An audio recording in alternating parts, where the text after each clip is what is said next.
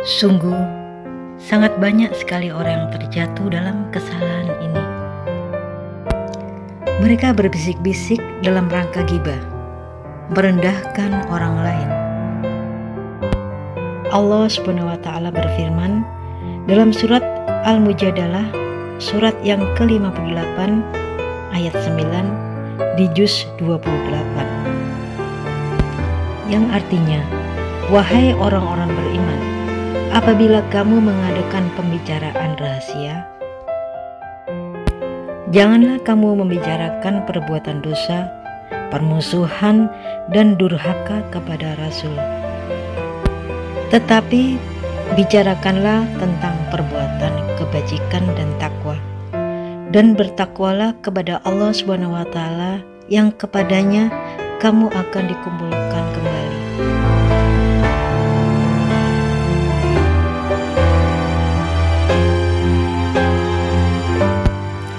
Karena bahaya ghibah, maka jauhi ghibah. Kisah dialog Nabi Isa dan Iblis. Assalamualaikum warahmatullahi wabarakatuh.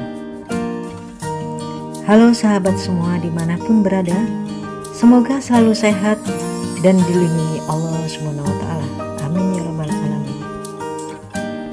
Ikatlah ilmu dengan catatan dan berbagilah dengan sekeliling agar bermanfaat. Salah satu perbuatan tercela yang sangat dibenci Allah Subhanahu wa Ta'ala adalah ghibah atau menggunjing orang lain. Karena ghibah seringkali menjadi penyebab retaknya persaudaraan, persahabatan, bahkan kehidupan rumah tangga. Selain itu, ghibah juga bisa membuat jatuhnya harga diri seseorang serta rusaknya kepercayaan seseorang kepada orang lain. Ghibah merupakan perbuatan dosa besar karena menurut para ulama, di antara kriteria dari perbuatan dosa besar adalah yang larangan dan ancamannya disebutkan langsung di dalam Al-Quran.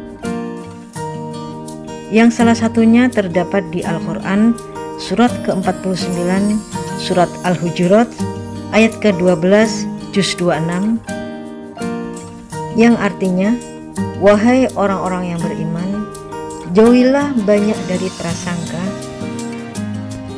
Sesungguhnya sebagian dari prasangka itu dosa. Dan janganlah kamu mencari-cari kesalahan orang lain. Dan janganlah ada di antara kamu yang menggunjing sebagian yang lain. Dari Abu Hurairah, Rasulullah SAW bersabda yang artinya, tahukah kalian apakah itu ghibah? Para sahabat menjawab, Allah dan Rasulnya yang lebih mengetahui. Rasulullah SAW bersabda, engkau membicarakan sesuatu yang terdapat dalam diri saudaramu, mengenai sesuatu yang tidak dia sukai. Salah seorang sahabat bertanya, wahai Rasul, bagaimana pendapatmu jika yang aku bicarakan benar-benar ada pada diri saudaraku? Rasulullah SAW menjawab, jika yang kau bicarakan ada pada diri saudaramu,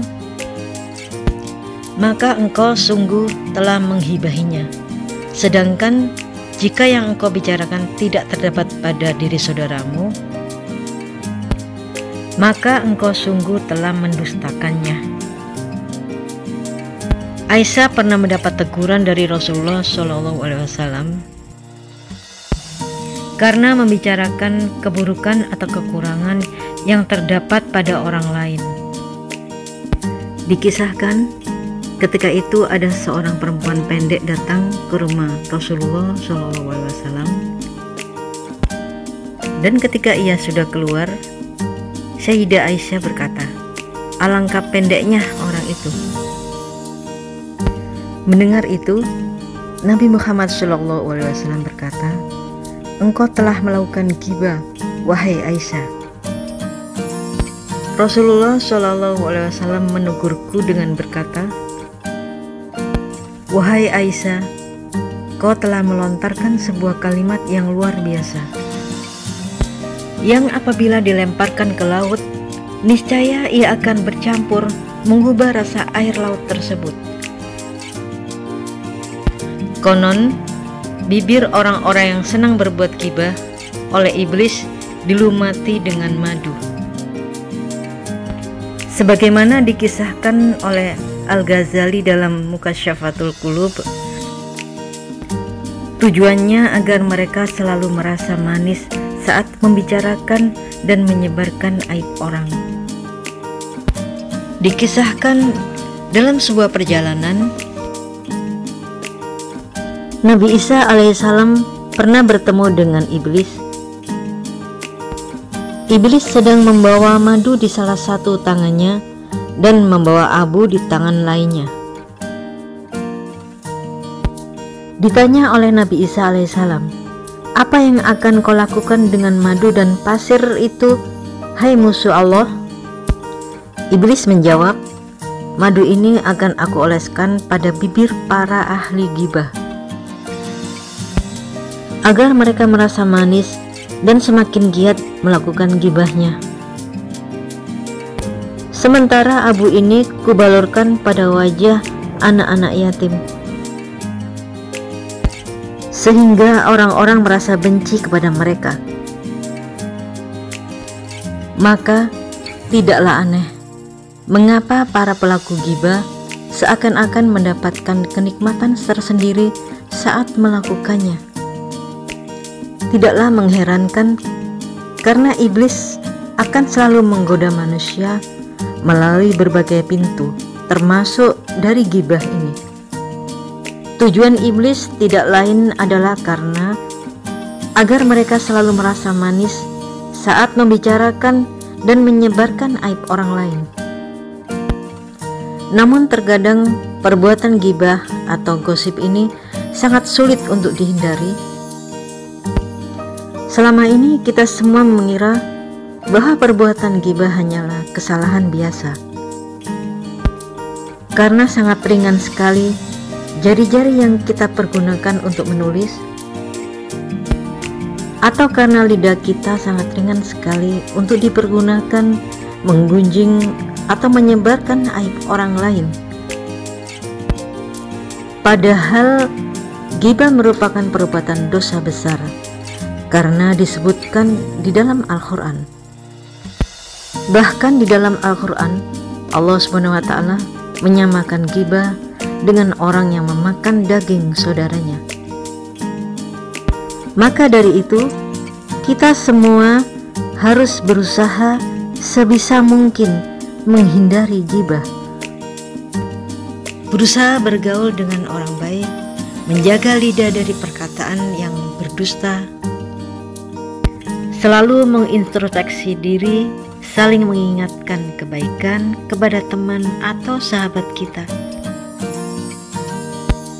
Banyak berpikir positif, saling mengingatkan untuk berbuat yang baik. Di dalam hadis Rasulullah Shallallahu Alaihi Wasallam, barang siapa menutupi aib orang lain, Allah Subhanahu Wa Taala akan menutupi aibnya di dunia dan di akhirat. Di akhirat nanti, seseorang yang suka berghibah akan dimintai pertanggungjawaban di hadapan Allah Subhanahu Wa Taala oleh orang yang digibahnya. Amal kebaikannya pun dibayarkan kepada orang-orang yang pernah dizaliminya, termasuk kepada orang yang telah digibahnya. Kemudian setelah amal kebaikannya habis, amal keburukan orang-orang yang dizaliminya ditimpakan pada dirinya.